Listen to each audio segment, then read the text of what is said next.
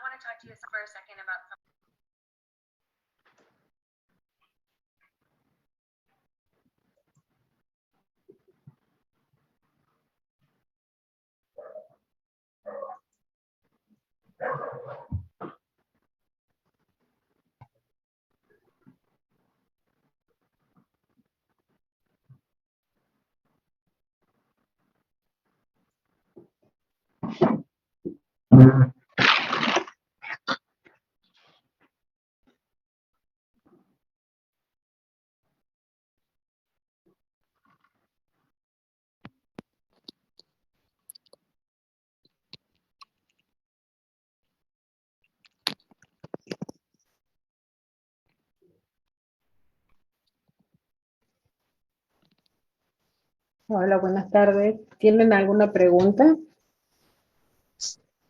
o alguna duda con lo que hemos estado viendo hasta ahora?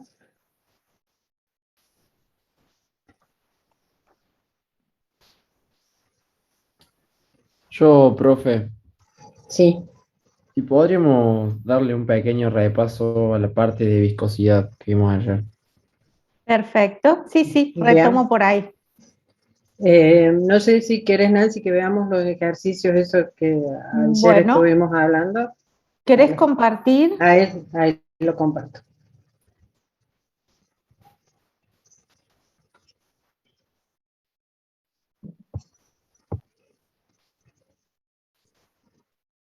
Ayer hicieron, bueno, unas preguntas con respecto a, a estos ejercicios. Uno era que acomodara las siguientes especies en orden de radio iónico creciente. No sé cuál era la duda que ustedes tenían, o sea, la respuesta correcta o lo que ustedes tendrían que analizar es, bueno, cuál es la carga nuclear de cada uno de los iones que ahí plantean. En este caso el oxígeno tiene 8, el flúor tiene 9, el sodio 11 y el magnesio 12. Las configuraciones electrónicas de cada uno de esos átomos es las que están planteadas aquí. Pero si nosotros hacemos la configuración electrónica de cada catión o de cada anión, en este caso vemos de que son isoelectrónicos, es decir, el sodio, el magnesio, el flúor y el oxígeno son todos isoelectrónicos. Las configuraciones electrónicas quedarían como las que tienen ustedes aquí. Es decir, que si ordenamos, vamos a tener que el magnesio, al tener 12 protones, pero queda con 10 electrones, va a ser el ion más chico. Le seguiría el sodio, que tiene 11 protones y 10 electrones, o sea que la nube electrónica la atraería con menos fuerza que en el caso del magnesio. En el caso del flúor, se ampliaría con respecto al, porque el fluoruro tiene 9 protones y 10 electrones, entonces sería un poquito más grande, y el más grande de todos sería el oxígeno, ya que tiene 8 protones, pero tiene 10 electrones. O sea, no sé cuál era la duda que decían ayer, como que habían hecho diferentes análisis y como que no estaban de acuerdo con la respuesta correcta. O sea, la respuesta correcta es esa. No sé si quieren acotar algo. Sí, Bueno, profe, los anines son más grandes y los cationes más pequeños. Siempre los cationes son más pequeños. Mayor es la carga negativa más grande, mayor la carga positiva más pequeño. Si vos tenés, claro, si vos tenés más grande, o sea, tenés más cantidad de protones, se va a reducir. Inclusive, acuérdense que siempre el catión es más pequeño que el átomo del que proviene, en cambio el anión siempre es más grande que el átomo del que proviene. Y la otra duda, que acá sí hay un problema en la respuesta, bueno, no vi que estaban animadas, en la respuesta el aluminio decía aluminio -3, pero en realidad la respuesta correcta está analizado como si fuera cation, o sea que hay un problema en el tipeo ahí. Entonces, bueno, en este caso el análisis es exactamente el mismo, o sea, el sodio, saben que tienen 11 protones, el aluminio 13 y el magnesio 12. Entonces, primero analizamos los cationes entre sí y después los aniones. Entonces, cuando hacemos la configuración electrónica de los cationes, nos quedaría de esta manera. Son isoelectrónicos los tres, ¿y cuál es la diferencia? Que el sodio tiene 11 protones y 10 electrones, el magnesio tiene 12 protones y 10 electrones, y el aluminio tiene 13 protones y 10 electrones. Entonces, el aluminio va a ser el más pequeño, le seguiría el magnesio y después el sodio. Con respecto a los aniones, en este caso no son isoelectrónicos los aniones con los cationes, o sea, los aniones de por sí tienen un nivel más de energía, en este caso el átomo de los que provienen. Entonces, al perder electrones vemos el azufre que tiene 16 protones, pero queda con 18 electrones, y es isoelectrónico con el cloro que tiene 17 protones y queda con 18 electrones. Entonces, el cloro va a ser más pequeño que el azufre. Entonces, en la forma en que lo tienen ustedes aquí ordenado acá abajo, sería la manera correcta. No sé si... Nada más que el aluminio es 3 más. Exacto. Ah, ahí sí, bien. Bien, arriba lo había corregido y abajo no. Nos Sí. persiguen los errores de tipeo. Sí. Así que no sé si les queda claro eso. Yo lo que me había puesto a hacer, que eso después para la clase de consulta, es ver los ejercicios que tenían mal resueltos, ir resolviéndoselo, y si quieren en la clase de consulta del viernes los vamos analizando.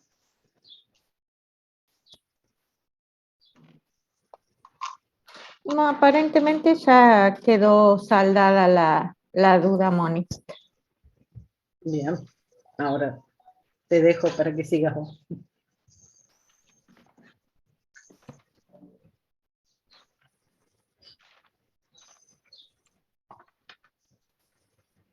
Entonces nosotros continuamos con el estados de agregación de la materia.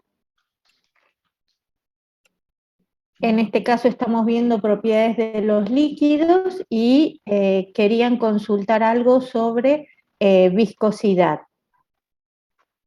¿Era algo en especial? O lo que hay que entender es que la viscosidad es la resistencia a fluir de un líquido.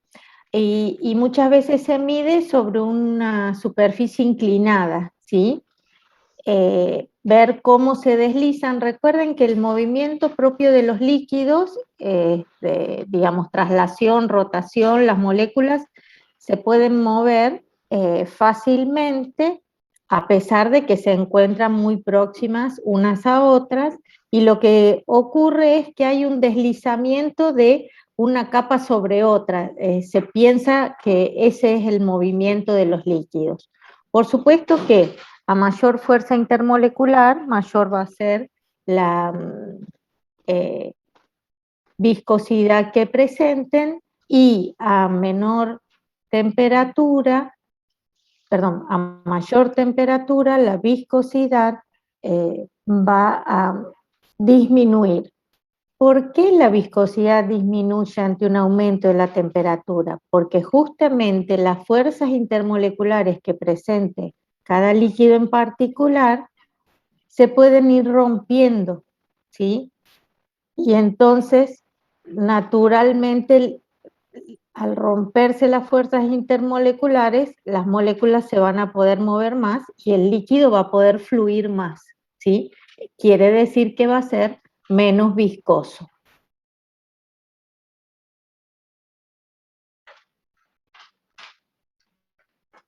No sé si quieren preguntar algo.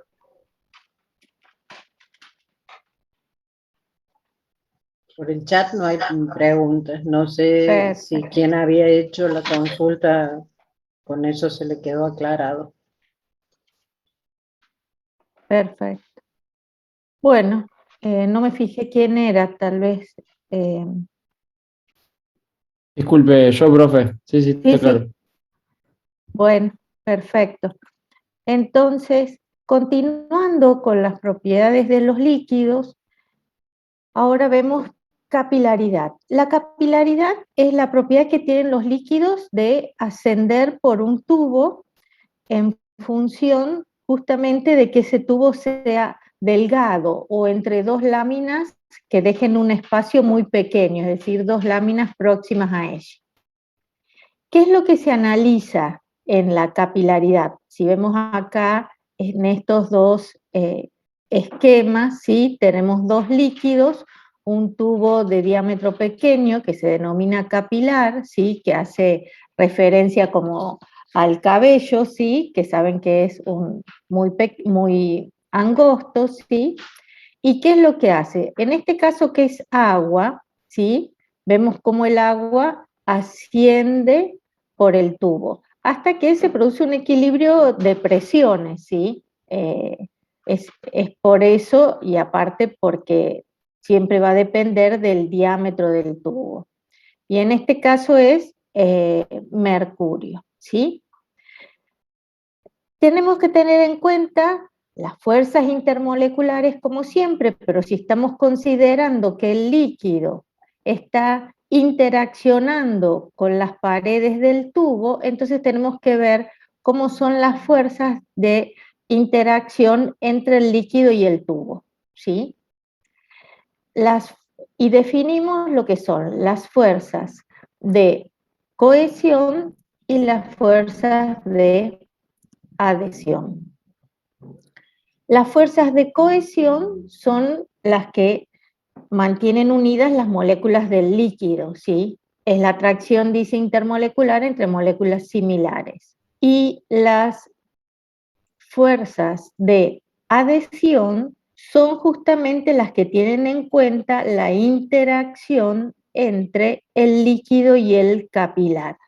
Vuelvo a repetir entonces que la capilaridad es una propiedad que tienen los líquidos en su superficie, porque vemos que estamos analizando acá cómo son las fuerzas de adhesión y cohesión, ¿sí? Si quieren ver, aquí está, digamos, a nivel molecular, es la capacidad de ascender o bajar por un tubo de diámetro muy pequeño. Esa es la capilaridad, que es lo que volvieron a consultar recién. Y para esto tengo que tener en cuenta las fuerzas intermoleculares, ¿sí?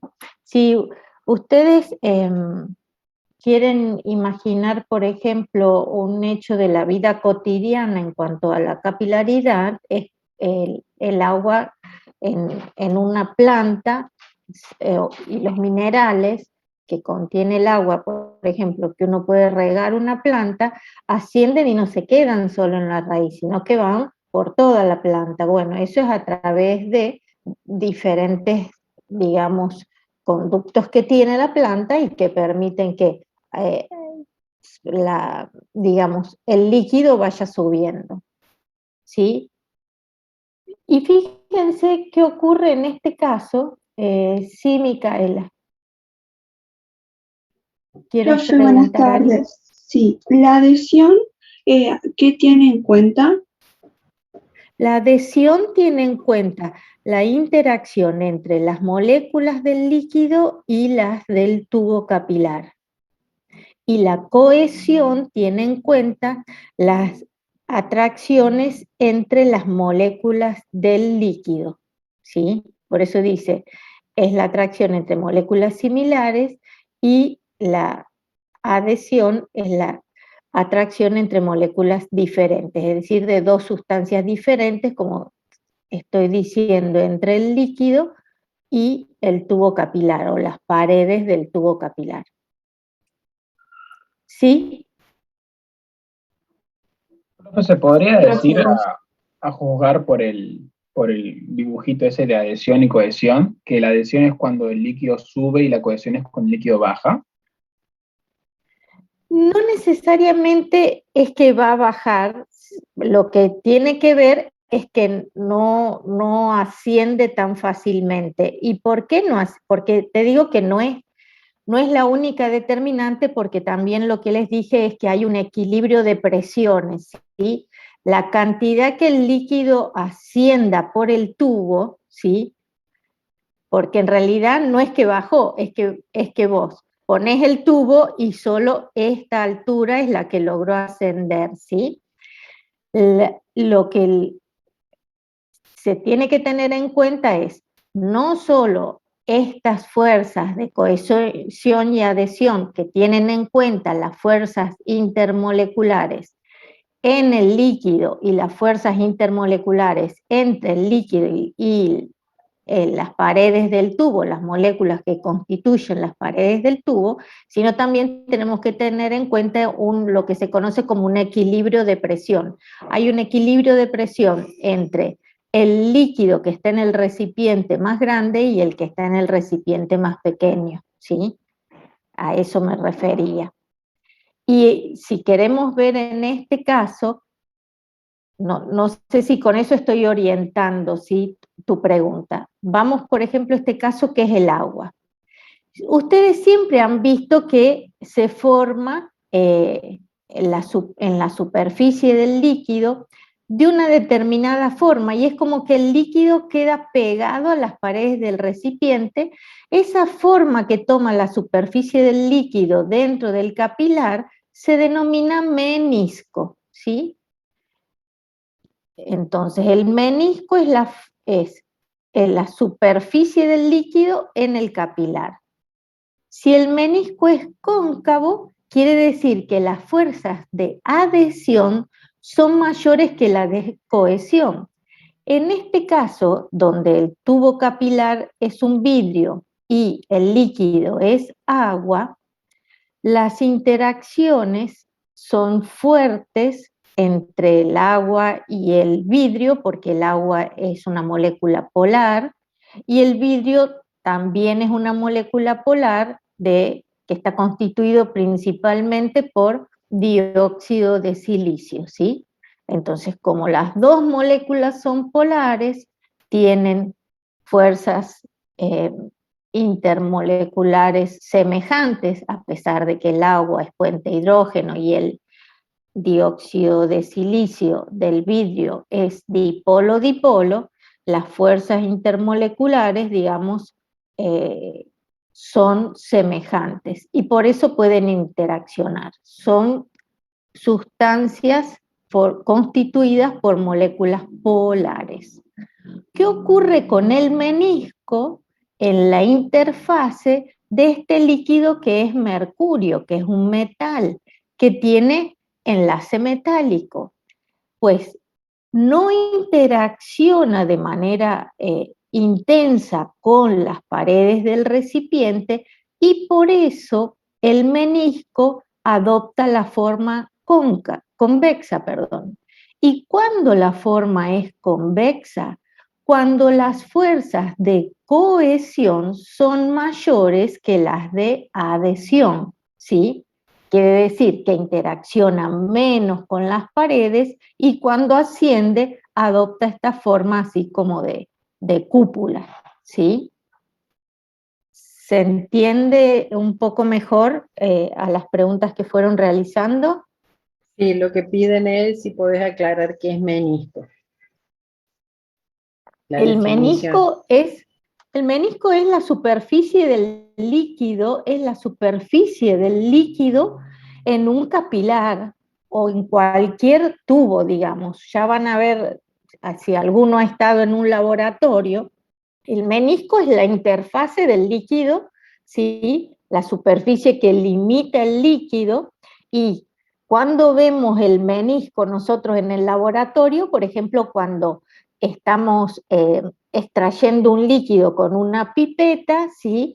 Succionamos con una propipeta y para medir el volumen vemos que el menisco sea tangente a a esa escala de volumen que quiero medir. Es decir, menisco es la superficie del líquido y la forma que éste adopta, que puede ser o cóncavo, en el caso del agua o de cualquier sustancia que interaccione con las moléculas de las paredes del tubo, o convexo cuando el líquido que asciende por el tubo capilar interacciona en menor medida con las moléculas de las paredes del tubo capilar. Y acá están preguntando si tiene que ver con el aforo. En realidad sí, porque es lo que vos vas a mirar para medir una superficie del líquido, que es lo que estaba diciendo recién Nancy. Y otra cosa que pregunta Nancy es si cóncavo es cuando la capilaridad es de adhesión y convexo cuando es de cohesión. En realidad no, lo que tiene que ver es el menisco va a ser cóncavo si las fuerzas de adhesión son mayores que las de cohesión, y va a ser convexo si las fuerzas de cohesión son mayores que las de adhesión. Eso digo, claro. no es que si es hay... decir, Sí, bueno, no, que no es que en realidad están las dos fuerzas, digamos, lo que tiene que ver es cuál es la que predomina. Si predomina las de adhesión, bueno, veremos ese menisco cóncavo. Si la fuerza que predomina, por ejemplo, en el caso del mercurio, es la de cohesión, entonces veremos ese menisco convexo. Esa es la diferencia, digamos. claro, claro, son dos tipos de fuerza, ¿sí? Son dos situaciones que se dan, ¿sí? De interacción. A las dos las evaluamos, pero la forma que adopta el menisco es en función de la que predomina o prevalece. El agua interacciona más con el tubo capilar, entonces el menisco es cóncavo, el mercurio interacciona menos con el menisco capilar, entonces es convexo porque las fuerzas de cohesión son mayores. El aforo es una línea en el tubo, ¿sí? El aforo es una marca. Cuando hablamos de laboratorio, si queremos medir un volumen que está, digamos, determinado por aforos, no por escala, ¿sí? El aforo es una marca en el tubo que me indica un volumen particular, ¿sí? Pero es en el tubo, no tiene nada que ver el aforo con el líquido, ¿sí? Por las dudas. Profe, ¿Sí? ¿puede volver a explicar el ejemplo que dio con el menisco convexo? Que dijo algo del mercurio. Claro, este es el menisco convexo, ¿sí? ¿Ves que tiene como una forma de cúpula? Bueno, ¿por qué? Porque si yo analizo cómo son las interacciones, en este caso, del mercurio, que es un metal que no tiene fuerza intermolecular, tiene enlace metálico, con la interacción con las moléculas que forman el tubo, lo que podés ver es que se forma un menisco convexo porque las fuerzas de atracción entre los átomos de mercurio, ¿sí?, es mayor que las fuerzas de atracción o adhesión del mercurio con el dióxido de silicio, que serían las moléculas constituyentes del vidrio, ¿sí? Y siempre va a tener que tener en cuenta el capilar de que es, digamos, el tubo de vidrio delgado, es un tipo de capilar, pero también hay capilares de plástico, ¿sí? Porque son muy frágiles los tubos de vidrio delgados, ¿sí? Uno los usa a veces para recolectar gotas, pero son muy frágiles, perdón.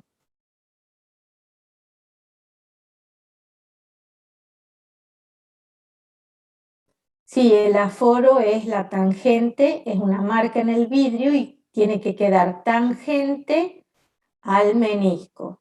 Si es, imagínense que entonces el menisco cóncavo queda tangente, quiere decir que debiera tocar en este punto. No van a tocar el mismo en toda la línea del aforo, porque el aforo es recto y el menisco tiene una forma redondeada, ¿sí?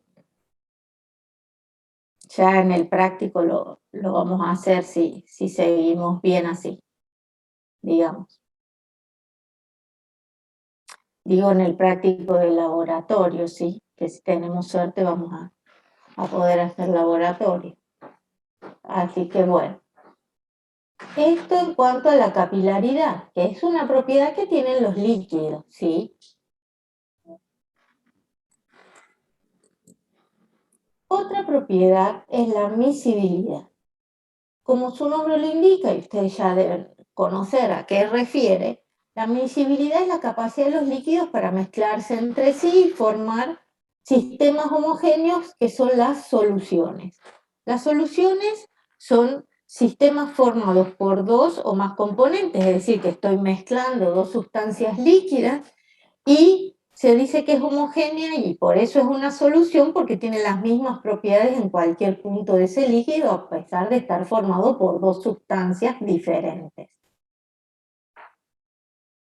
En la solución puedo mezclar dos líquidos en distinta proporción, ¿sí? Y permanecen mezclados formando una sola fase, y por eso esa sola fase es la que tiene las mismas propiedades en cualquier punto de él. Y cuando se trata de líquidos miscibles, por ejemplo acá el agua y el alcohol, se debe justamente a que tienen fuerzas intermoleculares semejantes, ¿sí? Por eso se produce la miscibilidad y la formación de la solución. En cambio, cuando nos encontramos con líquidos que no son semejantes en cuanto a las fuerzas intermoleculares, se dice que son inmiscibles. Son dos líquidos que no se mezclan entre sí, por lo tanto, nunca van a tener las mismas propiedades en cualquier punto de ellos la mezcla, ¿sí? Y se denominan mezclas heterogéneas. Aquí, para que lo vean más fácilmente, una lámpara de lava, ¿sí? Que nada más que quiere mostrar es como el líquido de color rojo no es miscible con el transparente, ¿sí? Que puede ser aceite y agua, ¿sí? Ese podría ser un ejemplo, ¿sí? Exacto, como agua y aceite. La solución es un sistema homogéneo, ¿sí? Un sistema homogéneo formado por dos o más componentes, como cuando vos mezclas agua con alcohol, ¿sí? O cuando mezclas agua con vinagre, se mezclan totalmente. ¿Por qué se mezclan totalmente? Bueno, porque las moléculas tienen fuerzas intermoleculares semejantes, ¿sí? En este caso estamos hablando de sustancias que son las dos líquidas, y cuando tienen fuerzas intermoleculares semejantes, se mezclan, forman una solución y tienen las mismas propiedades en cualquier punto de la solución.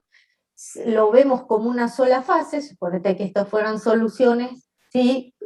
Coloreadas, se ven de una sola fase. En cambio acá vos ves que hay una fase de color diferente de la otra, ¿sí? ¿Por qué? Porque los dos líquidos no son miscibles.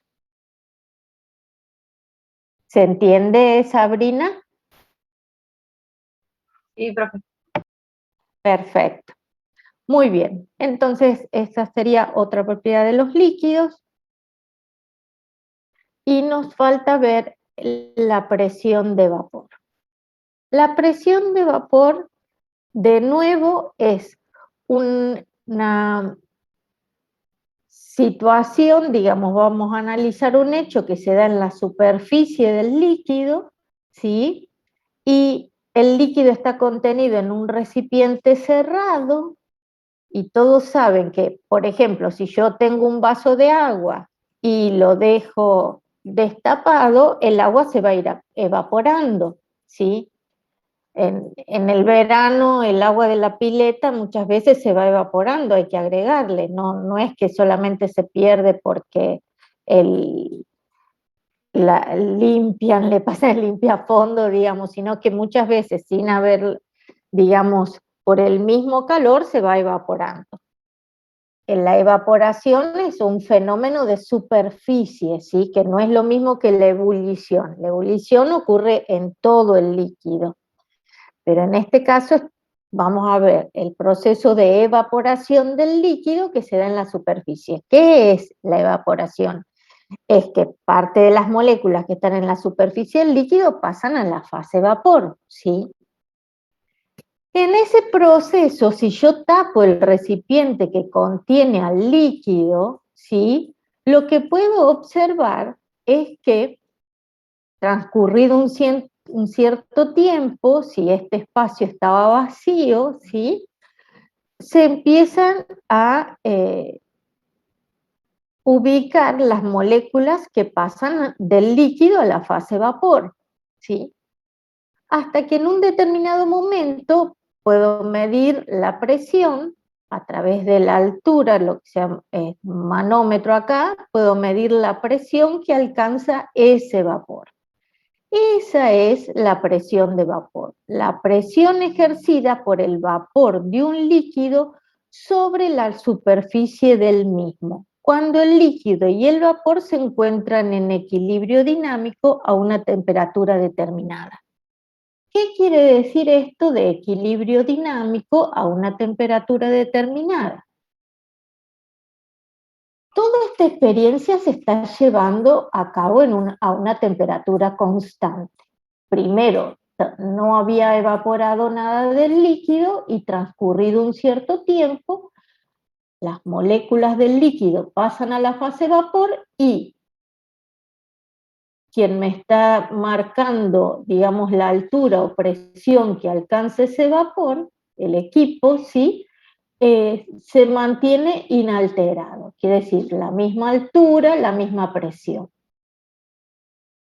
¿Por qué ocurre que la presión no cambia en el tiempo si la temperatura no cambia de ese vapor en equilibrio con el líquido? Porque aparece el concepto de equilibrio. El equilibrio se da porque la misma cantidad de moléculas que están pasando a la fase vapor, algunas vuelven a la fase líquida, ¿sí? Entonces la misma cantidad permanece constante de moléculas en la fase vapor y se mide a través de una presión constante a una determinada temperatura. Por ejemplo, ¿por qué se dice equilibrio dinámico? Porque ninguna de las moléculas se queda quieta, eso lo sabemos nosotros, aún hasta cuando hablamos de los sólidos, ¿sí? Y más en este caso que estamos hablando de líquidos y su vapor. Recuerdan que en la superficie del líquido la atracción entre las moléculas era menor que en el seno del líquido. ¿Por qué? Porque era solo en ciertas direcciones. Arriba no había. Entonces, estas moléculas van a poder pasar a la fase vapor. Pero manteniendo la temperatura constante, una cantidad determinada solo va a pasar a la fase vapor en función de las fuerzas intermoleculares del líquido. Imagínense, a menor fuerza intermolecular, más moléculas pasarán a la fase vapor, pero a mayor fuerza intermolecular, menos moléculas pasarán a la fase vapor. Entonces, hay un proceso que es un equilibrio dinámico entre el líquido y su vapor. ¿Por qué? Porque la misma cantidad de moléculas que se encuentran en el gas permanece, digamos, esa cantidad de moléculas que se encuentran en la fase vapor permanece constante. ¿Por qué? Porque hay un movimiento de que la misma cantidad de moléculas que pasan a la fase vapor vuelven a la fase líquida a una determinada temperatura. Y así se define la presión de vapor de un líquido.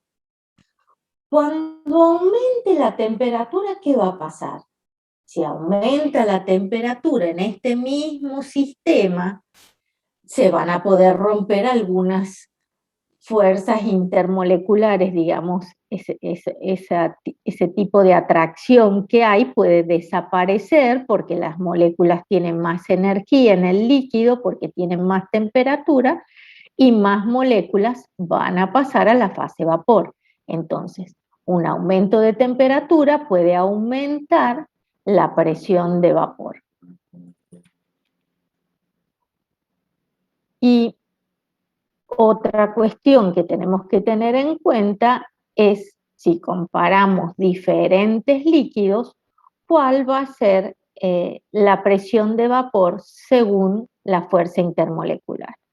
Fíjense, para una misma presión, ¿sí? En este caso está dado ya como proceso de ebullición, ¿sí? El proceso de ebullición es un proceso donde el líquido pasa a la fase vapor o a la fase gas, pero es que se da en todo el líquido, no en la superficie como estábamos viendo ahora, se da en todo el líquido. Fíjense en este caso.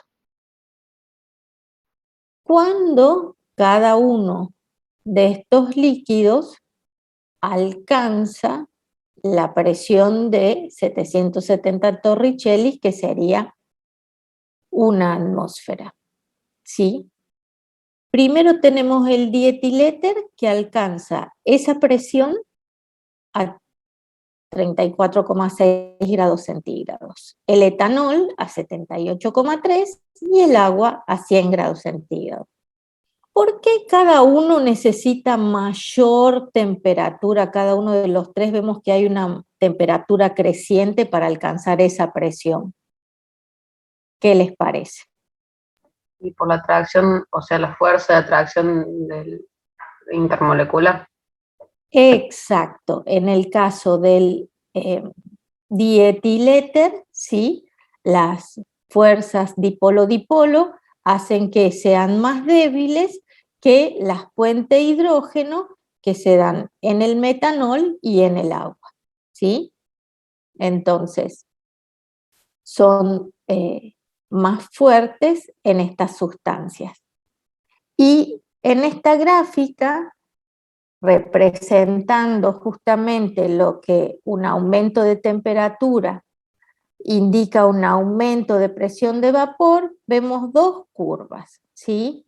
Que me da la fracción de moléculas en función de la energía cinética, y estas curvas están graficadas a diferente temperatura. ¿Qué significa? Que la curva azul me da la fracción de moléculas que están a una determinada temperatura T menor que la temperatura de la curva roja, ¿sí? Si se fijan, a medida que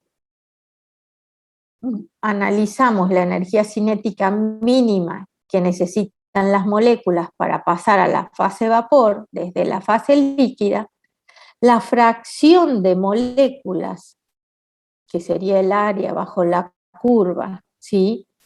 Que alcanzan esa energía cinética para pasar a la fase vapor, es mayor cuando están a mayor temperatura que cuando están a menor temperatura. Esto indica que a mayor temperatura hay más moléculas en la fase vapor, entonces hay una mayor presión de vapor, ¿sí? Como acá se indica, a mayor temperatura, mayor cantidad de moléculas pueden escapar. Y aquí que pueden ver para comparar justamente es cómo a una misma temperatura la presión de vapor de tres líquidos, acá veíamos cuánta temperatura necesitaban para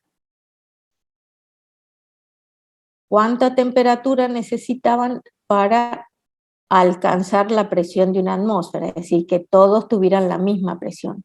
Aquí estamos comparando que a una misma temperatura, ¿cuál va a tener mayor presión? Por supuesto que tiene mayor presión el líquido que tiene fuerzas intermoleculares más débiles. En este caso sería el éter dietílico, luego el benceno y luego el agua. El agua tiene puente de hidrógeno, ¿sí?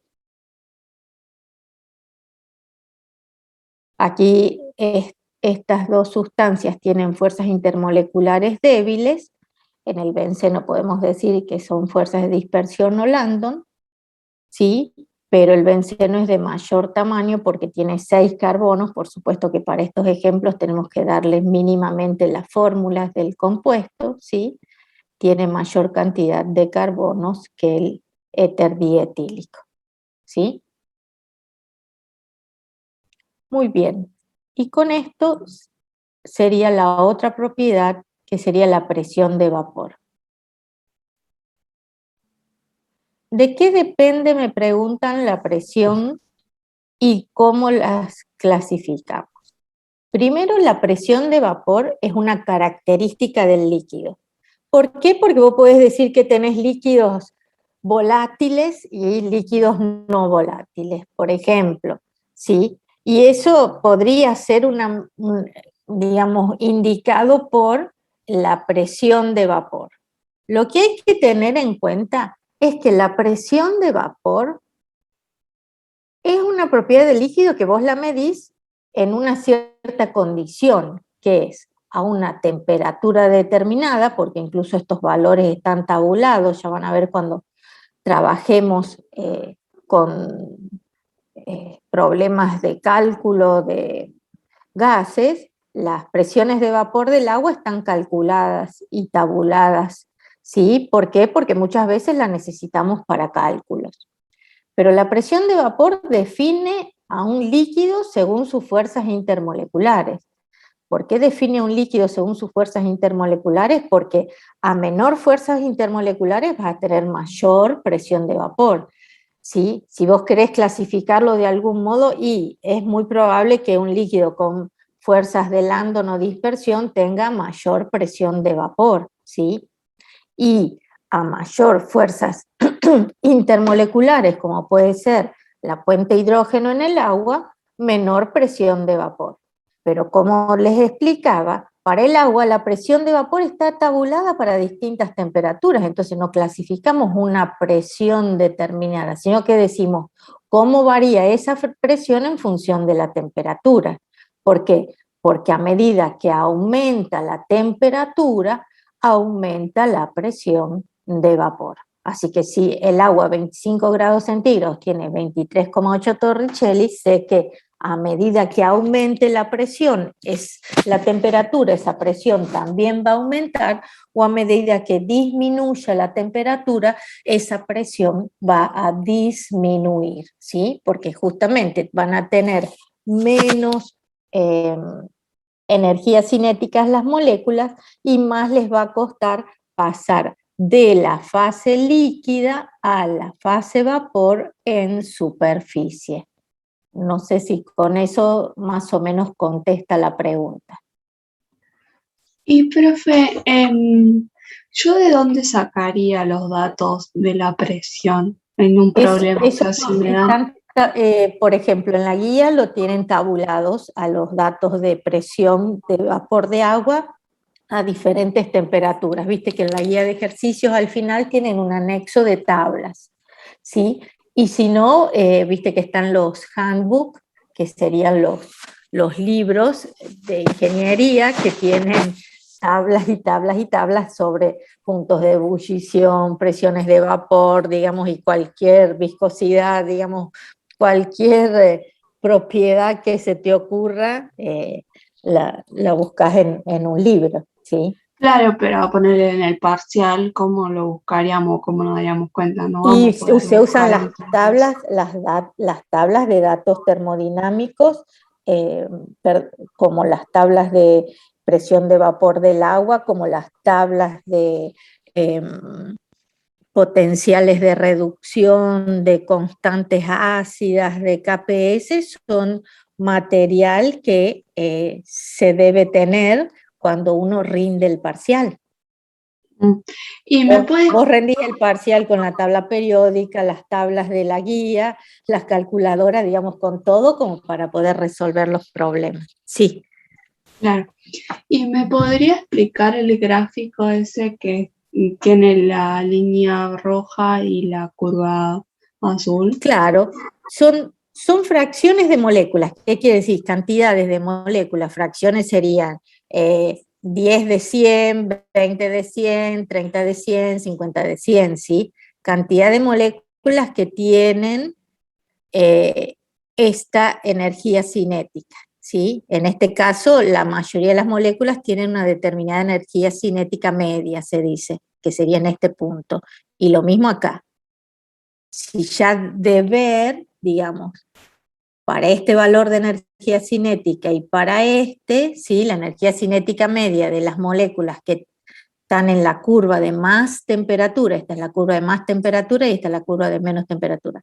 La que tiene más temperatura, ya las moléculas tienen una energía cinética mayor, ¿sí? En general, digamos, la media, al estar a más temperatura, esa muestra tiene una energía cinética mayor. A una determinada energía cinética, las moléculas ya dejan de estar en el líquido y pasan a la fase vapor, ¿sí? Que sería la energía cinética media para, se dice escapar, pero sería para pasar de la fase líquida a la fase vapor, es decir, de transformarse la misma sustancia de un estado en otro. Si analizamos el área bajo estas curvas, una es el área celeste y la otra es el área rosa. El área rosa es todo el triángulo y el área celeste es este triángulo más pequeño. A simple vista se observa que a mayor temperatura, mayor número de moléculas alcanzan la energía cinética necesaria para pasar a la fase vapor. Y van a determinar entonces una determinada presión de vapor a esa temperatura del líquido, ¿sí? Esto puede ser un mismo líquido a dos temperaturas diferentes, y acá la gráfica te está demostrando que a mayor temperatura, si más moléculas hay acá, más presión va a ejercer el vapor. Vas a medir, ¿sí? Ya sea como altura en este caso, que la altura va a ser más alta, ¿sí? Acá ponele, ahora el líquido que mide la presión está acá y acá. Si hay más presión, bajará más, entonces tendrás una altura mayor y vas a medir mayor presión. Mayor presión es porque hay más partículas, ¿sí? Más partículas en la fase vapor. ¿Se entiende? Sí, para aclarar una cosita, lo que podemos, porque preguntan si en el parcial vamos a trabajar con presión de vapor. Vamos a trabajar, pero lo van a trabajar antes en los prácticos, en el práctico cada uno en su curso, y van a hacer cálculos con presión de vapor. Pero si, por ejemplo, sin necesidad de tener tablas o sin necesidad de hacer cálculos, vamos a trabajar con presión de vapor, que también lo van a trabajar en el práctico. Supónganse que les demos una determinada cantidad de sustancia, digamos benceno, agua y, bueno, benceno y agua, no se me ocurre otro ahora. Y que le preguntemos cuál de los dos tendrá mayor presión de vapor. Entonces, ustedes, ¿qué van a tener que analizar? Las fuerzas intermoleculares que existen en cada una de esas sustancias y de esa manera determinar cuál va a tener mayor presión de vapor. No es que van a tener que calcular la presión de vapor, pero sí Claro. decir, bueno, cuál de los dos va a tener la mayor presión de vapor.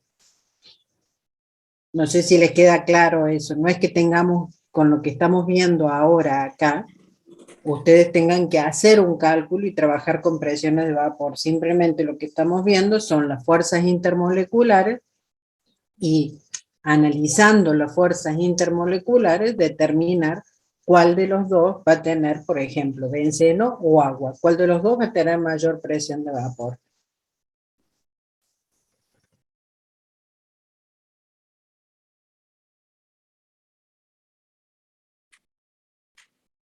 Como tienen en el ejemplo, la mayor presión de vapor, ¿de qué función?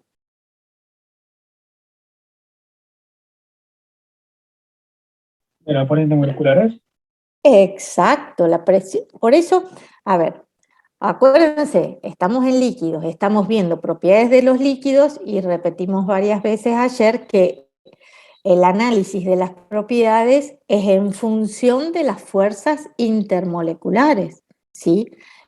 Y también hacemos un análisis en función de variaciones de temperatura, pero lo primordial es que ustedes, ante un ejemplo, un ejercicio, donde le dan varias sustancias líquidas, ustedes lo primero que van a tener que averiguar es qué fuerzas intermoleculares tienen esos líquidos, porque en función de eso van a tener mayor o menor viscosidad, mayor o menor presión de vapor, mayor o menor, digamos, tensión superficial, o las fuerzas de adhesión en la capilaridad van a ser mayor que las de cohesión.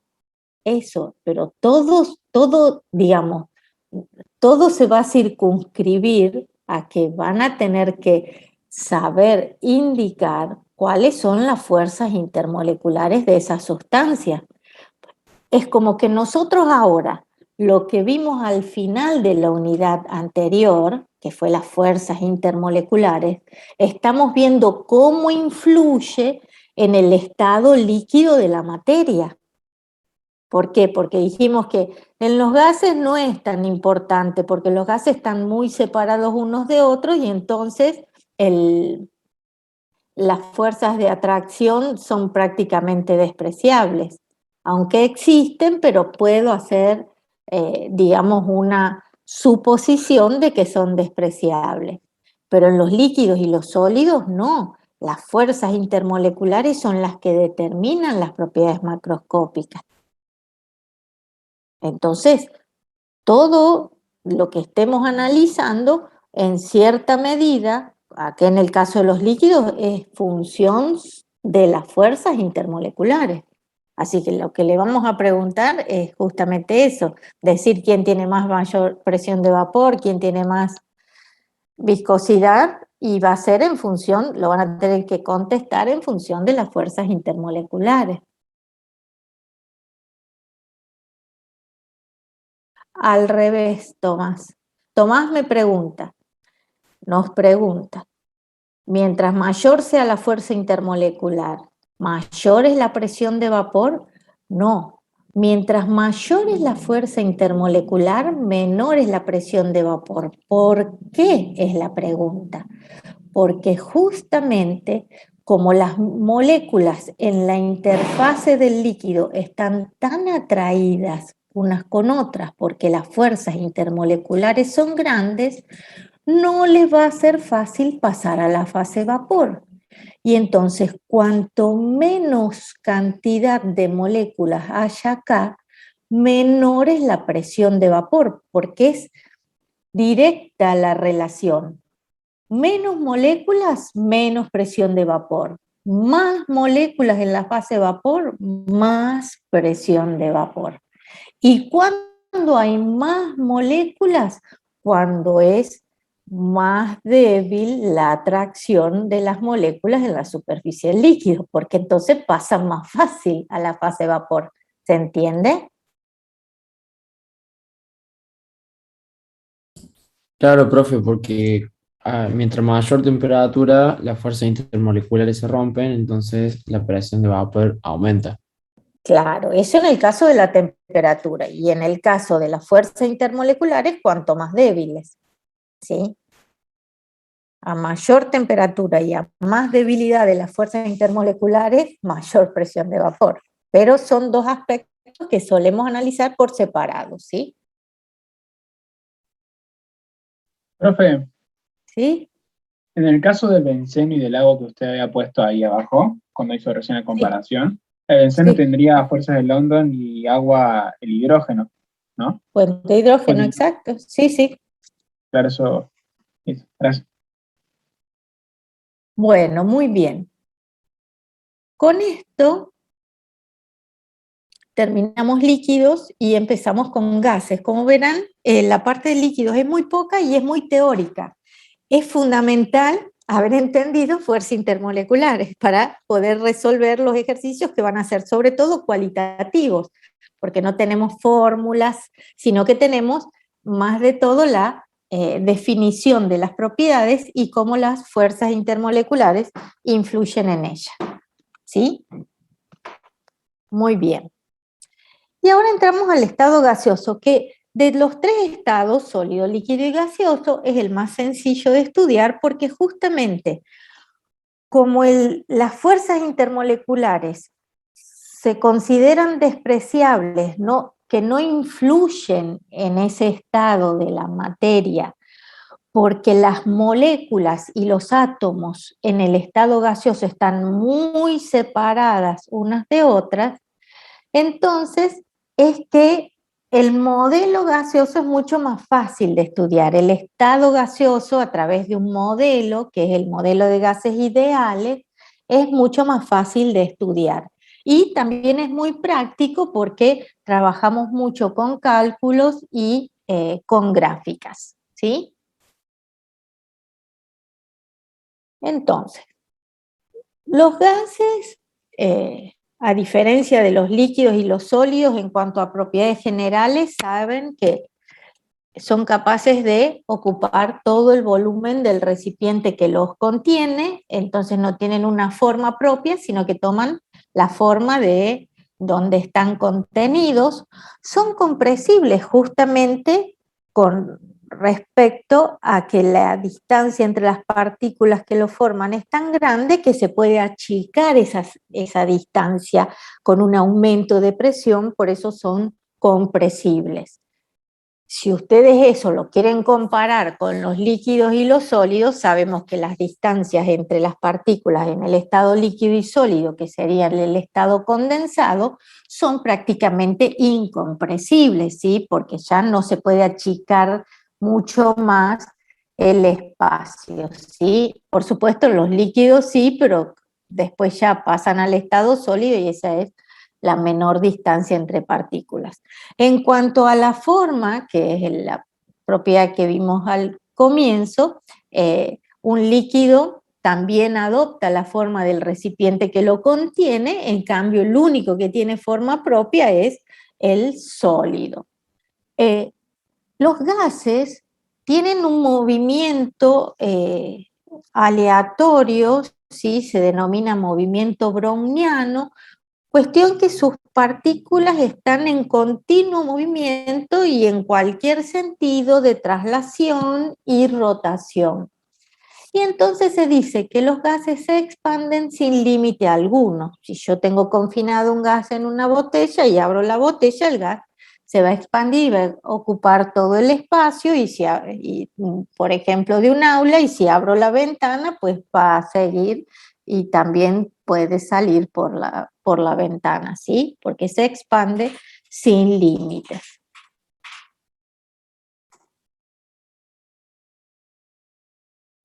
Pueden mezclarse con todo tipo de elementos con mucha facilidad. Los gases se mezclan entre sí e incluso pueden estar mezclados con los líquidos y los sólidos, ¿sí? Ya vamos a ver más detenidamente este tema en soluciones, pero en cuanto a mezclas en el estado gaseoso, todos sabemos que, por ejemplo, el aire, ¿sí? Es una mezcla gaseosa que está constituida por nitrógeno, oxígeno, hidrógeno, pueden ser moléculas de agua si está muy húmedo el aire, ¿sí? Puede haber algún gas noble como el argón, ¿sí? Entonces el aire en sí mismo es una mezcla gaseosa. Puede haber dióxido de carbono si está contaminado con gases de combustión, pero todo eso es una mezcla gaseosa. Así que los gases se mezclan sin inconvenientes entre sí. Tienen una densidad mucho menor que los sólidos y los líquidos. Como habíamos hablado ayer de densidad, que era una propiedad que se definía como la masa de la sustancia dividido el volumen que ocupa esa sustancia y que era una propiedad aplicable a cualquier estado de la materia, en este caso la densidad de los gases es mucho menor porque para una misma masa de sustancia el gas ocupa un volumen mucho mayor y entonces la densidad es menor. Y también los gases, dice, se difunden entre sí. ¿Qué quiere decir? El proceso de difusión es que si pongo en contacto dos gases, ¿sí?, difunden y se mezclan, ¿sí? Se mezclan completamente. Eso se da en los gases. Ya habíamos visto que en los líquidos no. En los líquidos no podemos decir que todos se van a mezclar, solo se van a mezclar aquellos que sean miscibles, que tengan fuerzas intermoleculares semejantes. Bueno, entre las propiedades que vamos a ver que definen a los gases están la presión, el volumen Nancy, y la perdón. temperatura. Sí, acabo de leer la pregunta, nada más que no bien, no quise cortar la oración. Entonces, las propiedades que van a definir los gases son la presión, el volumen y la temperatura. La densidad, digamos, no quiero explayarme demasiado, pero en realidad la densidad es una propiedad que se le da al estado líquido o al estado sólido o al estado gaseoso como una relación, porque es el cociente entre la masa de la sustancia que estoy analizando dividida el volumen que ocupa, ¿sí? No. ¿Con eso queda claro o prefieren que vuelva a la diapositiva de ayer de densidad?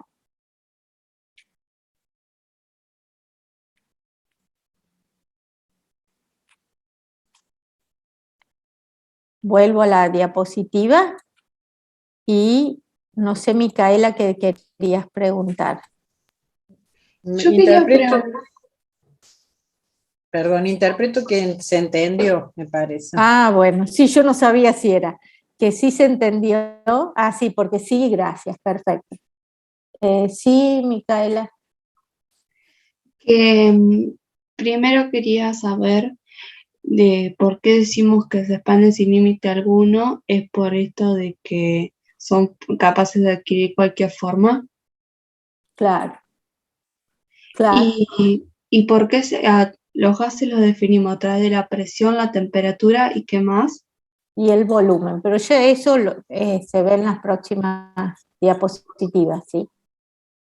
Nada más para justificar por qué estoy hablando de una medida que va a ser muy importante, digamos, que es la presión, ¿sí? Y empiezo hablando de lo que para nosotros es la presión atmosférica, ¿sí?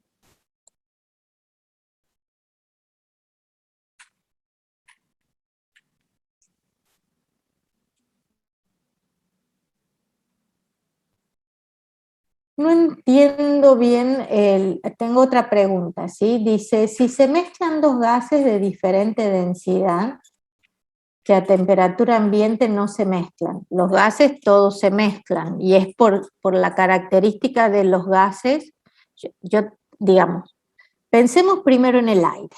El aire es una mezcla gaseosa, ¿sí? De gases que algunos nos sirven para respirar y otros no nos sirven, como puede ser el nitrógeno, sí, pero el oxígeno sí nos sirve para respirar, puede tener un poco de humedad, entonces tiene moléculas de agua, pero como todos están en la fase vapor, sí, en este caso el agua, ¿sí? Y el oxígeno, el nitrógeno están como gases, va a haber un poco de hidrógeno, puede haber dióxido de carbono, ¿sí? Eso están mezclados. Si vos tomas si vos después querés tomar muestras de gases diferentes, sí pueden tener diferente densidad, pero si vos los pones todos juntos se mezclan porque los gases se mueven continuamente y hay mucho espacio entre ellos. Entonces vos hasta podés pensar que se mezclan sin darse cuenta, ¿sí? Hablando que los gases tuvieran conciencia, se mezclan sin darse cuenta, ¿sí? Porque justamente en los gases lo que nosotros consideramos es que las fuerzas intermoleculares son despreciables. Entonces, como no hay fuerzas intermoleculares determinantes del estado, entonces digamos, esa mezcla de gases es posible, ¿sí? Entonces, si vos después tenés esas dos sustancias, lo que pasa es que si tenés esas sustancias gaseosas y alguna de ellas no está en estado líquido, en cierta medida vas a poder mezclarlos, pero con más restricciones. Vos me ponés que al pasar al estado líquido o sólido se separarían nuevamente. No, no se van a separar, pero se van a mezclar menos. Capaz no te vas a dar cuenta, ¿sí? Porque nosotros no nos damos cuenta que hay oxígeno disuelto en el agua del río, ¿sí? Nosotros decimos, es agua dulce, ¿sí? Y cuando la tomamos, nosotros no nos damos cuenta que tiene oxígeno disuelto. ¿Quién se da cuenta que tiene oxígeno disuelto? Y las plantas y los peces, porque viven en ese medio, ¿sí? Entonces, fíjate que en ese caso, el gas, que es el oxígeno, está disuelto en el agua, ¿sí? Y no lo comprimo al oxígeno para que se vuelva líquido y poder disolverlo en el agua.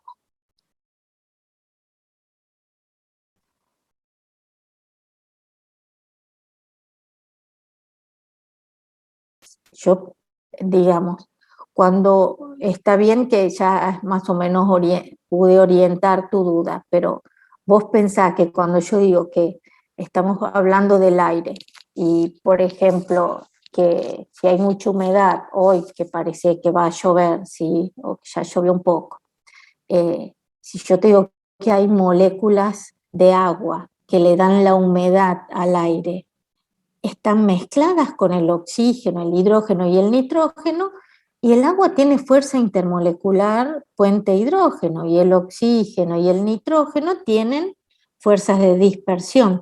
Entonces, en este caso, las fuerzas intermoleculares, que serían aplicadas al estado gaseoso, no son fundamentales para describir el comportamiento del estado gaseoso, que sí lo son importantísimas en el estado líquido, por ejemplo, pero en el estado gaseoso no. ¿Se entiende con eso? Entonces ahora es como que no vas a estar tan atado a la dependencia de las fuerzas intermoleculares con el estado gaseoso. Vas a estar atado a otras cuestiones, ¿sí? Cuando hagas el análisis, ¿se entiende? Muy bien. La presión atmosférica se mide en diferentes unidades y sabemos que es la altura de aire que hay sobre la Tierra, ¿sí? Así medimos la presión atmosférica. La presión barométrica en este caso la está midiendo con la altura del líquido, ¿sí? Y en este caso, fíjense, es un sistema donde tengo un líquido y un tubo invertido que hace el líquido por capilaridad asciende, y lo que yo les había explicado antes, hasta dónde ascendía ese líquido, hasta que se producía un equilibrio entre la altura de columna del líquido y la presión atmosférica que está sujeta el resto del líquido en el recipiente. Esto más de todo a manera informativa. Y lo mismo las distintas unidades para cuando hagamos cálculos. La presión en atmósferas, ¿sí? Si decimos que la presión es de una atmósfera, son 760 milímetros de mercurio y a su vez son 700 torricelli, ¿sí? Entonces, cuando el mercurio en un tubo alcanza una altura de 760 milímetros o 76 centímetros, quiere decir que la presión que ejerce esa altura de mercurio es de una atmósfera. Y también están las unidades kilopascales, bares, milibares, ¿sí? La presión en el sistema internacional utiliza la unidad que es el pascal, ¿sí? Que son 1 newton por metro cuadrado. ¿Por qué 1 newton por metro cuadrado? Porque en física ya deben haber visto o van a ver que la presión se mide o se define como una fuerza aplicada sobre una determinada área, ¿sí? Eso es la presión, una fuerza aplicada sobre una determinada área. De todos modos, la presión que vamos a usar nosotros es la presión en atmósferas. La presión barométrica es la que se mide con la altura del líquido, eso sería la presión barométrica, ¿sí? Y lo que yo les decía, por ejemplo, ¿cómo sería la altura del mercurio? Cuando yo tengo 76 centímetros de mercurio o 760 milímetros de mercurio, sé que se está ejerciendo una presión de una atmósfera, ¿sí? Perfecto. Como les aclaraba en la diapositiva anterior, las variables que definen el estado de un gas, es decir, cómo se encuentra el gas en un determinado momento, ¿sí? Es la presión, el volumen, la temperatura y la cantidad de materia. La presión en atmósferas, el volumen que ocupe el gas, que va a ser el del recipiente que lo contiene, en litros, la temperatura, que va a ser la temperatura a la cual se encuentra esa muestra de gas, y que nosotros sabemos que hay diferentes escalas de temperatura, grados centígrados, grados Fahrenheit, y escala de temperaturas absolutas, que son los grados Kelvin. Bueno, para los gases vamos a usar grados Kelvin, ¿sí? Y la cantidad de materia, con la definición de mol, nosotros nos vamos a referir a cantidades de moles que después van a poder ser traducidos en masas de materia gaseosa, ¿sí? Muy bien. Sí, Micaela tiene la mano levantada, no sé qué Sí, pregunta Mica. quiere hacer. ¿Sí? No, perdón, profe, me quedo levantada allá abajo. Gracias. Ah, bueno, perfecto. Bueno, acá tienen el ejemplo de sustancias gaseosas como elementos de la tabla periódica, ¿sí? El hidrógeno, el nitrógeno, el oxígeno, el flúor, el cloro, el helio, el neón, el argón, es decir, todos los gases nobles, ¿sí? Se encuentran como sustancias gaseosas, los gases nobles como especies monoatómicas, nitrógeno, cloro, flúor y oxígeno e hidrógeno como moléculas diatómicas. Y también hay algunas sustancias que las podemos encontrar en forma molecular gaseosa o, por ejemplo, sólida, como puede ser el azufre. Ya les habíamos comentado que como gas es una molécula diatómica y cuando está como sólido es una molécula octoatómica, ¿sí? Muy bien.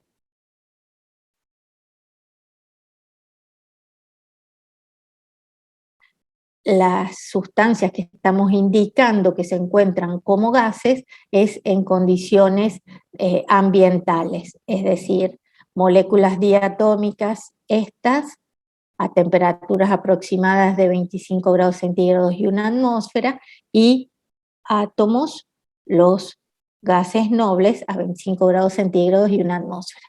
Es decir, ahora cuando hablamos de sustancias que son gaseosas nos estamos refiriendo a sustancias gaseosas a temperatura ambiente.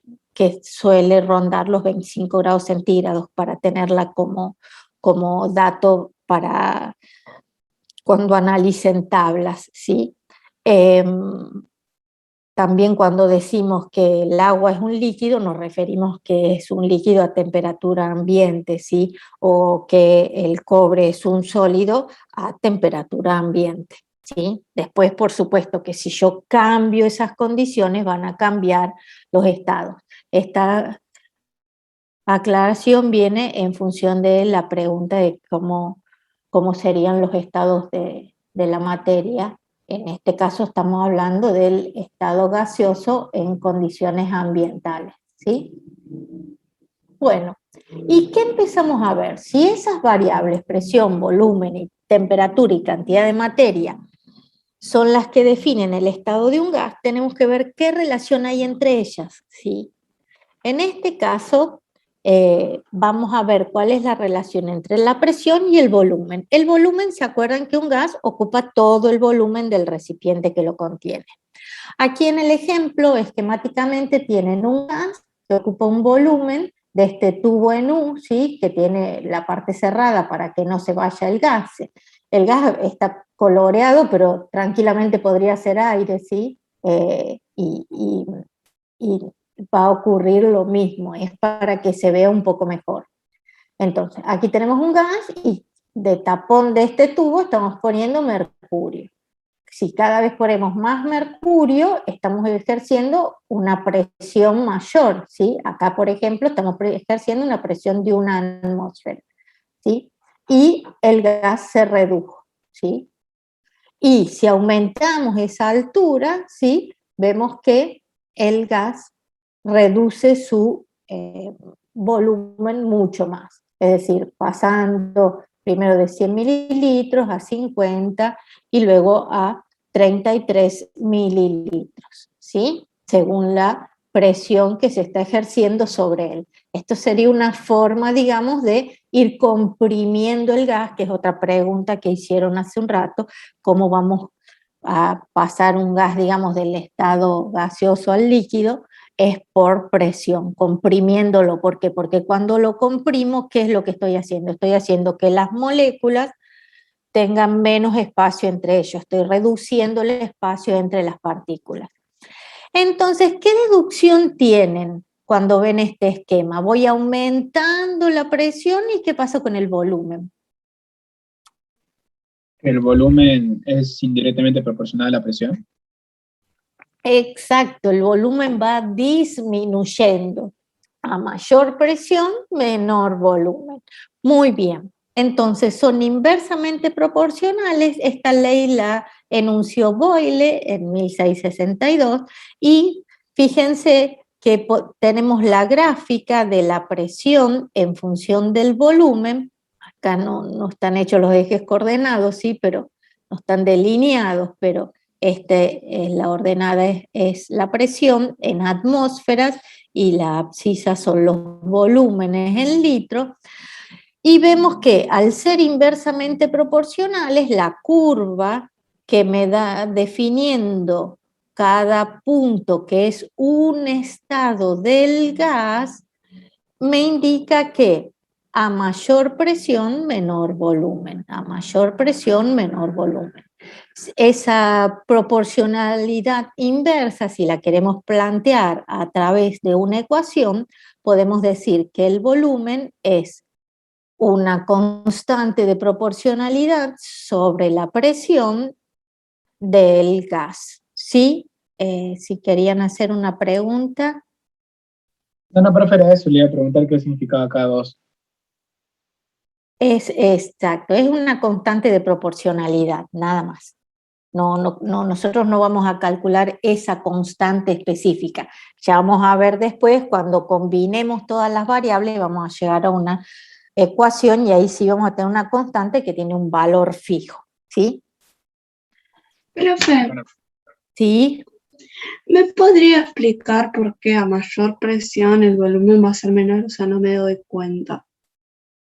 Vos ves que acá el volumen cada vez es más chico, esto pintadito de rosa. ¿Por qué es Sí. más chico? Porque ocupa menor parte del tubo.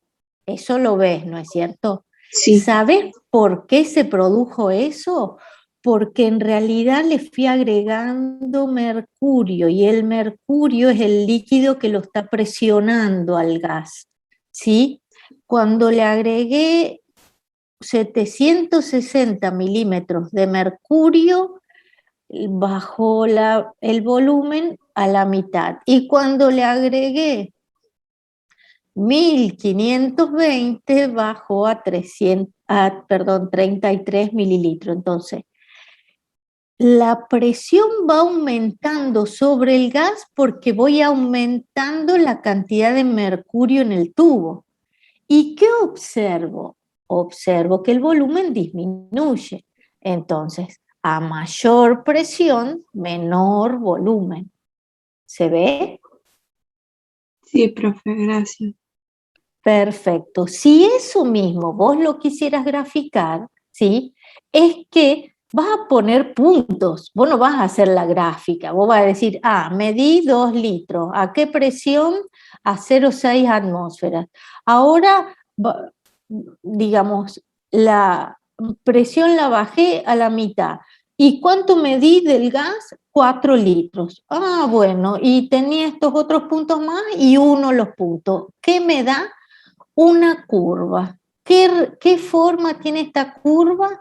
Hipérbola equilátera, ¿sí? ¿Por qué? Porque justamente la proporcionalidad inversa entre estas dos variables, que es el volumen y la presión, te da una curva de este modo. Si fueran directamente proporcionales, que ya vamos a ver variables directamente proporcionales, te va a dar otro tipo de curva. Y entonces ves cómo vas haciendo un análisis experimental y a través de ese análisis experimental vas alcanzando lo que son las ecuaciones matemáticas que van a definir al gas según sus propiedades o al estado del gas, porque es un momento, ¿sí? Al estado del gas según sus propiedades.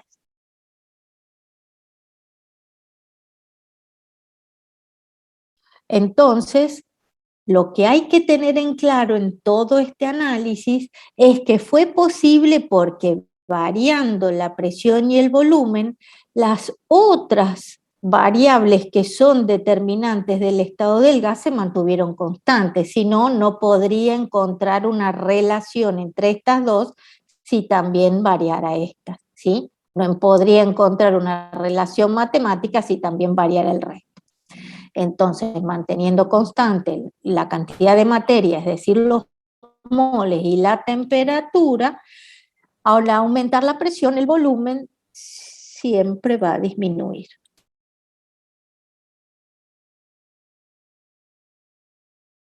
Perdón. Profe, ¿cómo tengo Y constante los moles? Y tenés la muestra de gas, acá no se escapa el gas. Era una aclaración que me faltaba hacer, ¿sí? Acá el gas no se escapa. El gas siempre lo tenés confinado, a menos que vos le abras la tapa del recipiente, siempre lo vas a tener confinado, ¿sí? Y entonces no te está cambiando la cantidad de materia. Y estamos hablando que tenemos un solo tipo de sustancia, no tenés sustancias gaseosas diferentes que pudieran en alguna situación, bajo ciertas condiciones, llegar a reaccionar, ¿sí? Claro, entonces el mercurio no se tiene en cuenta para hacer esta relación. No, Digamos, porque el mercurio, digamos, primero que no reacciona con el gas, y el mercurio se tiene en cuenta solamente como una sustancia en este sistema, como se armó, que ejerce presión, ¿sí? Es un tapón que va ejerciendo presión, porque vos fíjate que antes el tapón estaba acá, la interfase mercurio-gas, y después ya estuvo acá, y después acá, entonces es que vas moviendo el tapón, digamos, ¿sí? ¿Y cómo lo moves? En este sistema lo moves con altura de mercurio. Ya van a ver otros ejemplos, puede ser un émbolo móvil, ¿sí? Que sería una tapa móvil. Es una tapa móvil, ¿sí? ¿Se entiende? Sí, profe, gracias. Perfecto. Entonces, como dijimos que son inversamente proporcionales, podemos definir dos estados de un gas, como podría ser el primer estado, ¿sí?, que tenía los 100 mililitros, y el segundo estado, que tengo los 50 mililitros a 760 milímetros de mercurio. Si este fuera el estado 1 y este el estado 2, fíjense que acá no me está diciendo a qué presión está, ¿sí?, el gas. Entonces yo podría calcular para ese volumen a qué presión está despejando, ¿sí? Despejando la presión 1, porque la presión 2 son de 760 milímetros de mercurio, que es una atmósfera. 50 mililitros lo paso a litros, ¿sí? 100 mililitros lo paso a litros, ¿sí? 100 mililitros son 0,1 litro, 50 son 0,05 litros, ¿sí? Y puedo calcular una incógnita que sería la presión del estado 1 del gas. Es decir, que el estado de un gas es comparable con el del otro porque siempre van a ser todos iguales a una misma constante. Esa constante que les decía por ahora, esa constante no la calculamos. ¿Por qué? Porque en realidad lo que nos sirve es para decir, entonces puedo comparar estados de dos estados del gas. Muy bien.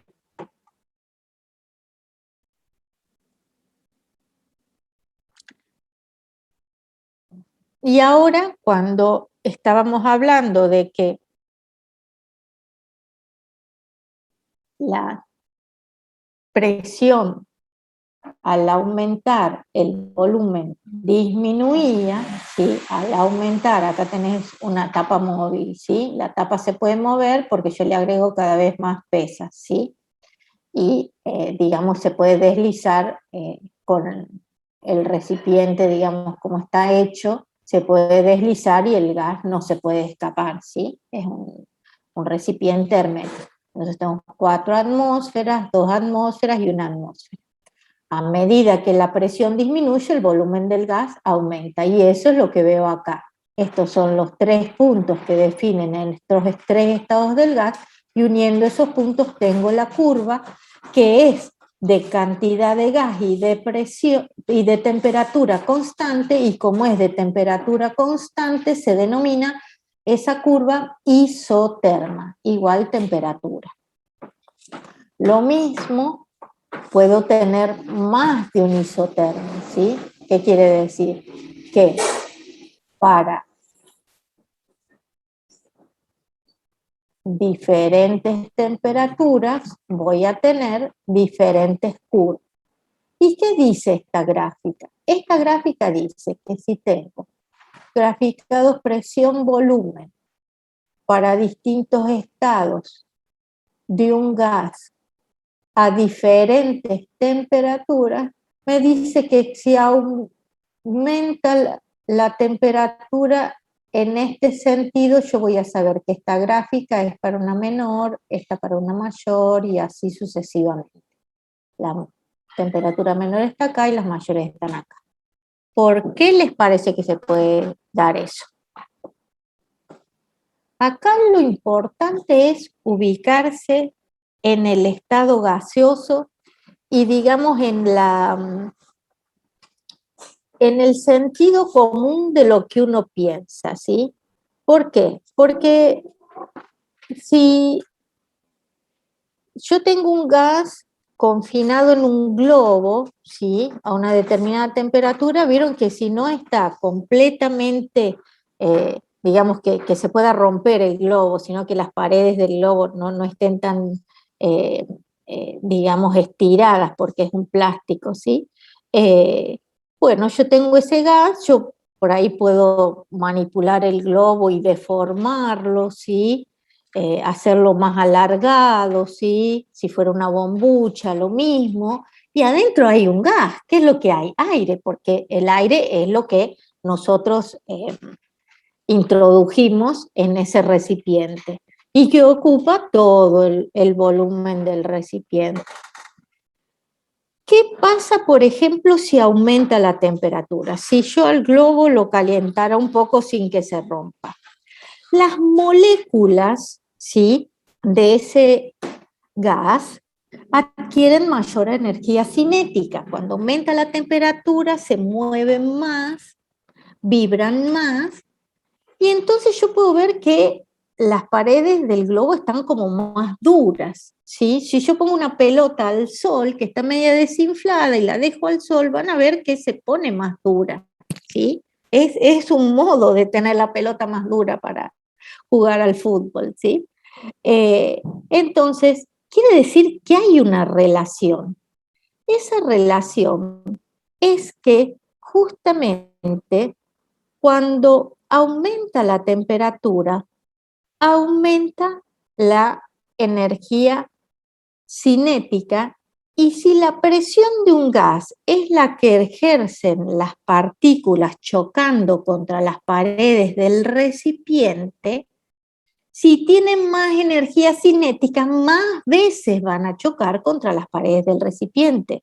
Y entonces más veces van a ejercer esa presión que se va a traducir en una presión mayor. Si yo analizara en esta gráfica, por ejemplo, y quisiera ver que el volumen fuera constante en estas curvas, ¿sí? Un volumen constante, ¿qué es lo que voy viendo? Que la presión aumenta. ¿Y cómo logro que la presión aumente? Porque acá este volumen que fuera 10 litros tiene esta presión. Para ese mismo volumen tiene esta presión que es mayor. Y para ese mismo volumen tiene esta presión que es mucho mayor. ¿Por qué la presión es mayor si el volumen es el mismo? Justamente porque son tres curvas diferentes, de tres temperaturas diferentes, y en realidad la temperatura va en aumento. Al ir en aumento genera mayor energía cinética en las moléculas chocan más veces contra las paredes del recipiente y ejercen mayor presión. Por eso es que me doy cuenta que las curvas que están más alejadas de las coordenadas son las que tienen mayor temperatura. ¿Sí? Profe, ¿Sí? lo que usted decía con la pelota, que si la pone el sol se infla, yo ¿Sí? por ahí lo veo con un tanque de nafta, que si uno lo deja mucho tiempo guardado, que no le da el sol, Sí, como que se abolla y cuando lo pones al sol, bueno, por cómo está compuesto el líquido, como que claro, se infla. lo Claro. rellena, sí, pero de plástico o de, Sí, no de sí, obvio, obvio. metal. Sí, No, de sí, plástico. como un bidón. Claro, un Sí, bidón. sí. Sí, sí, pero ahí lo que te pasó es que las moléculas del líquido pasaron a la fase de vapor, porque vos tenés todavía o nada más tenés lo que te quedó sucio de nafta. No, que tenga un poquito. Claro, sí, sí, está muy bien. Y es el vapor el que ocupa todo ese volumen del bidón y que hace que vuelva a su forma. ¿Alguna otra pregunta? Sí, profe, ¿qué pasa? Sí. ¿Cuál es la diferencia del helio? O sea, ¿cuál es sino su propiedad o característica que lo hace diferenciar de que flota o cosa y lo podemos usar para los globos para que no bajen, digamos? El helio me parece que es porque tiene menor densidad y por eso es que puede ir subiendo. ¿Me entendés? Ya sean los globos aerostáticos o los globos esos que inflás, ¿viste? Que se van se te van al techo, digamos. ¿Sí? Es porque tiene menor densidad que el aire, que es donde está el globo, ¿sí? Porque vos lo estás comparando dos densidades, el gas que lo rodea, que sería el aire, la mezcla gaseosa que es el aire, y el gas que está confinado en el globo. ¿Y me podrías repetir lo de isoterma? ¿Lo de qué? Ah, de isoterma, sí, son las curvas. Siempre que veas una gráfica presión, volumen para un gas, la curva que se define se denomina que define los distintos estados en que está ese gas, ¿sí? Y que tiene la particularidad, que es la misma cantidad de gas y la misma temperatura, por eso se denomina isoterma. Es decir, vos no unís un punto de acá con un punto de acá, ¿sí? Porque este es una isoterma y esta es otra. ¿Cuál es la diferencia? Que la temperatura de esta curva es menor que la de esta, y a su vez esta menor que la de esta, y esta menor que la de esta.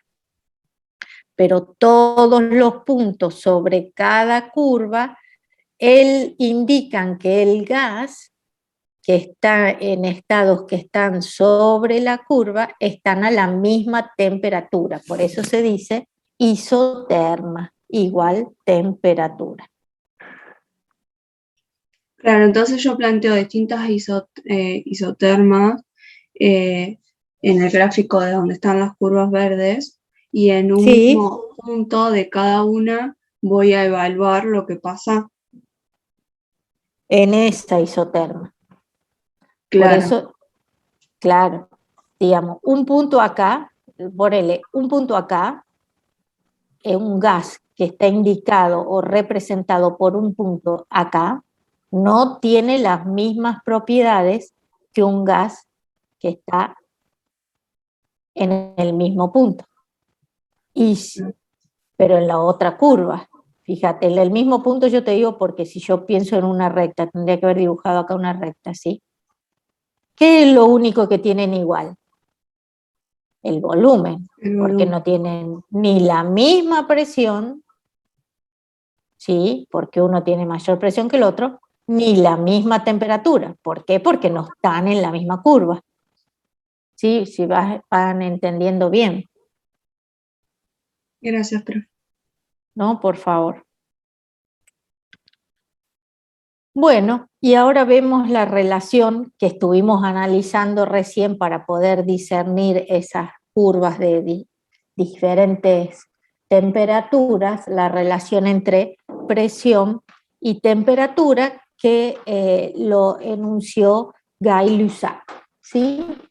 Fíjense que tenemos un gas, ¿sí?, que está a la presión de una atmósfera y a una temperatura de 300 Kelvin, ¿sí? 300 grados Kelvin. Y después, ¿qué tenemos? El mismo gas, ¿sí? Pero, ¿por qué digo el mismo gas? Porque veo las mismas 6 esferitas rojas, ¿sí?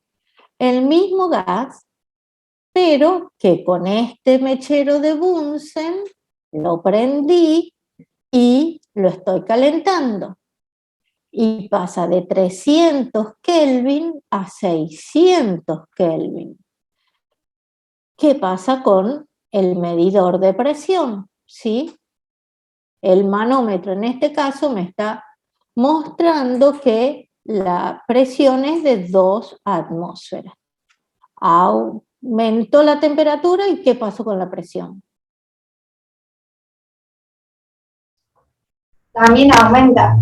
Exacto, también aumenta, ¿sí? Por esto de que veíamos de que las moléculas del gas tienen mayor energía cinética, se mueven más, chocan más veces con las paredes del recipiente, que es justamente la definición de la presión de un gas, es la cantidad de veces que ejercen esas fuerzas sobre la superficie. ¿Se acuerdan que presión es fuerza sobre superficie?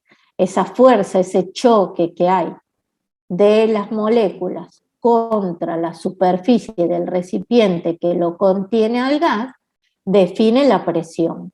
Y como se puede mover más rápido, chocan más veces, aumenta la presión si aumenta la temperatura.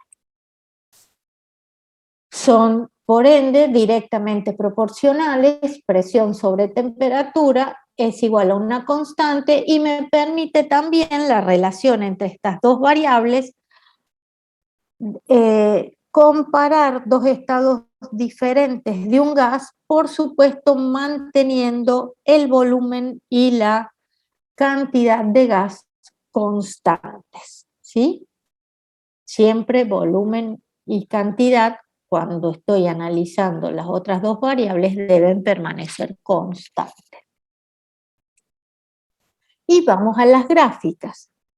En este caso, la presión en función de la temperatura. Como son directamente proporcionales, la gráfica que lo representa es una recta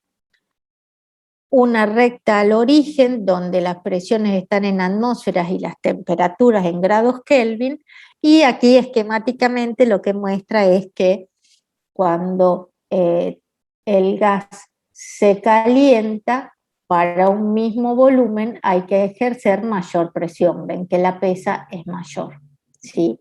Entonces, mayor temperatura, mayor presión.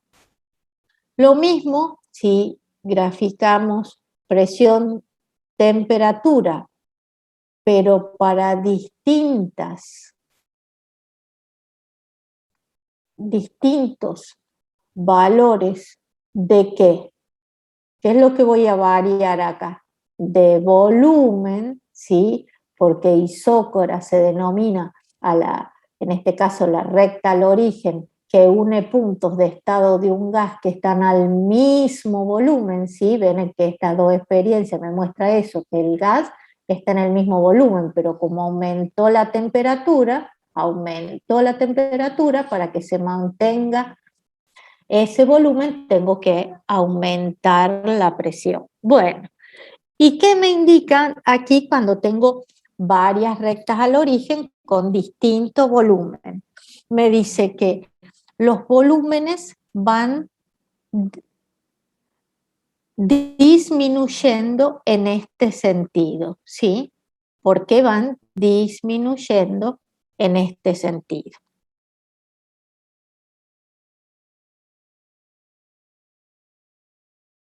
¿Qué les parece?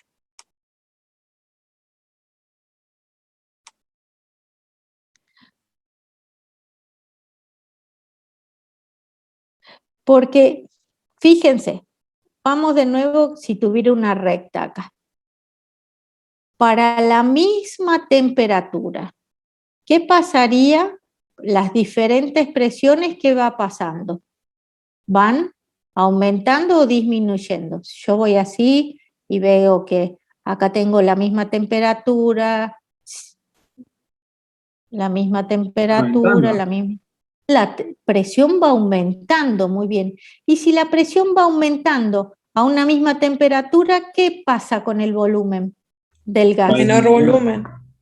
Claro, porque justamente son inversamente proporcionales. Si yo en el sistema tengo siempre la misma temperatura y veo que la presión aumenta, consecuencia directa, el gas va a disminuir. Por eso, cuanto más me acerque a ordenadas en las rectas al origen, en las isócoras al origen, sí, es que vamos a tener menor volumen. Nancy, estaban pidiendo si podías volverte un poquito en la filmina, que querían copiar Sí. algo. ¿Sí? ¿En esta o más? Supongo que debe ser esa, no sé. Espérate que busco. Sí, esa, profe. Sí, perfecto, perfecto. Bueno, muy bien. Ya está, ¿no es cierto? Sí. Bien. Entonces, nada más decirles, pero ya para terminar, porque sé que tienen que ir a clases y tienen la evaluación, que nos faltaba ver la relación entre la temperatura y el volumen. ¿Se acuerdan que si aumentaba la temperatura, aumenta la energía cinética de las moléculas? Y como en este caso la presión la tengo que mantener constante, entonces el volumen va a aumentar, ¿sí? Aumento la temperatura, el gas se expande.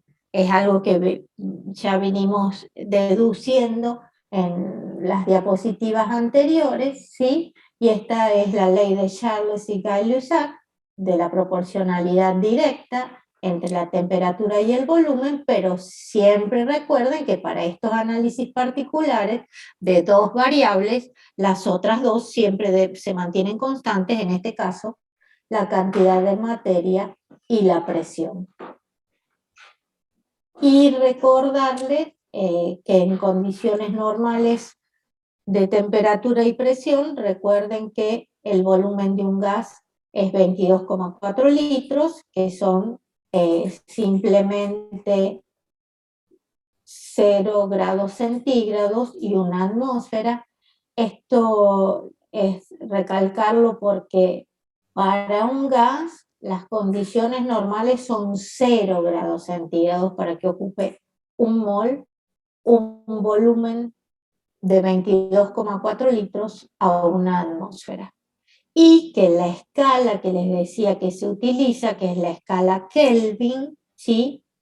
Es los grados centígrados, por ejemplo, si tengo 25 grados centígrados más el término 273,15 o directamente 273. De manera tal que si fuera la temperatura en Kelvin de las condiciones normales es 273,15 Kelvin. Y la temperatura ambiental, si es 25 grados, será 298,15 Kelvin, ¿sí? Para que tengan, digamos, una idea, ¿sí? En el esquema, por supuesto, dice bajas temperaturas, altas temperaturas, entonces, al aumentar la temperatura, aumenta el volumen, y recordar siempre que se utiliza la escala absoluta, escala Kelvin. Bueno, con esto estaríamos terminando por hoy. Sé que tienen que ir a rendir, no, rindieron ayer, pero para no seguir, digamos, agregando temas. Todavía me falta ver la dependencia de la cantidad de materia y cómo se relacionan las 4 ecuaciones, ¿sí? No sé si tienen alguna pregunta antes de dejar de proyectar.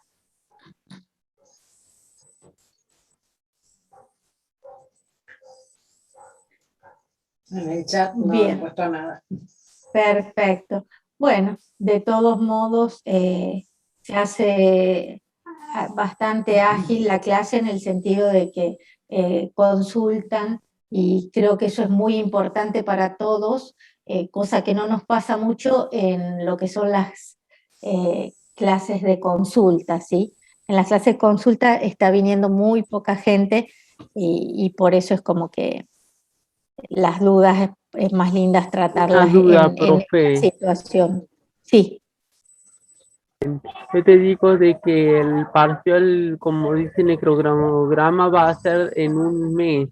Pero aún estamos en la unidad 4, pero aún no hemos visto las 5 sí, y las 6. Tendríamos sí, que... sí, pero va a alcanzar porque vamos muy rápido, digamos, al tener tanta carga horaria semanal, ¿sí? Y si no llegamos, Profe, gracias. Y nos vemos lo el próximo posponemos. martes. Sí, Sé que no que tengo anden muy alguna bien. duda ni el viernes, pero bueno, nos vemos el martes. Exacto, exacto. Muy bien. Bueno, entonces damos por terminada la clase de hoy. Muchas gracias a todos. Gracias. Chao, profe, Chao, muchas chao. gracias. Que anden muy bien. Gracias. Que les vaya muy bien en todas las materias.